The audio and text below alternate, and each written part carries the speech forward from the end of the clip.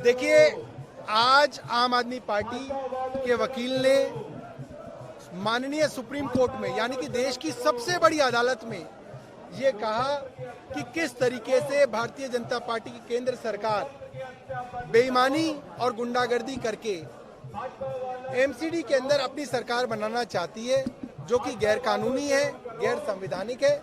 हमारे पास कल के सारे वीडियो एविडेंस हैं जिसके अंदर ये देखा जा सकता है कैसे भारतीय जनता पार्टी के पार्षदों ने हाउस में शोर मचाना शुरू किया, गुंडागर्दी करनी शुरू की, नारे लगाने शुरू किए और आम आदमी के पार्षद चुपचाप अपनी सीटों पे बैठ के मुस्कुरा रहे थे।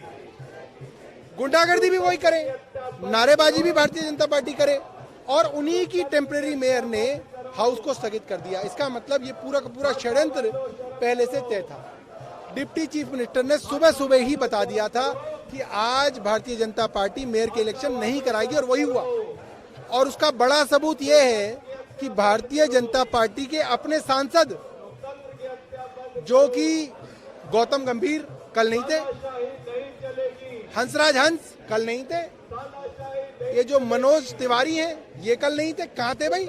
इतने बड़े चुनाव में जहाँ एक एक वोट के लिए लड़ाई हो रही है, बेईमानी हो रही है, वहां पे इनके सांसद क्यों नहीं थे? इसका मतलब पहले से तय था कि कल चुनाव नहीं होना है, क्योंकि भारतीय जनता पार्टी की केंद्र सरकार ने बेईमानी से अब तक एमसीडी पे 1 साल से कब्जा किया हुआ है।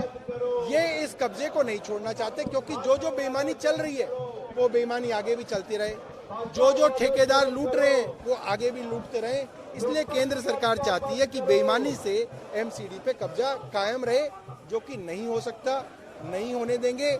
कई तरीके की बेईमानियां कल इनकी प्रोटम मेयर ने करने की कोशिश की। इन्होंने कहा कि जो इनके नॉमिनेटेड काउंसलर है वो वोट डालेंगे। ऐसा कहीं नहीं होता, संविधान में है ही नहीं। देश के अंदर 1,000 से ज्यादा म्युनिसिपल कॉर्पोरेशन है, कहीं पे भी नॉमिनेटेड काउंसलर मेयर के इलेक्शन में वोट नहीं डाल सकते। इन्होंने कहा वो वोट डालेंगे। कहीं पे भी ऐसा नहीं होता कि तीनों इलेक्शन एक साथ कराए जाएं। इन्होंने कहा तीनों इलेक्शन एक साथ कराएं, क्योंकि इनके मन में बेईमानी है और इनकी सारी बेईमानी रिकॉर्ड पे है और इनकी बेईमानी को हम सुप्रीम कोर्ट के सामने रखेंगे। और अब हमें जो उम्मीद है वो सिर्फ सुप्रीम कोर्ट से ही है, क्योंकि दुनिया की सबसे बड़ी पार्टी की सबसे बड़ी केंद्र सरकार दुनिया की सबसे छोटी पार्टी को इस तरीके से कुचलना चाहती है।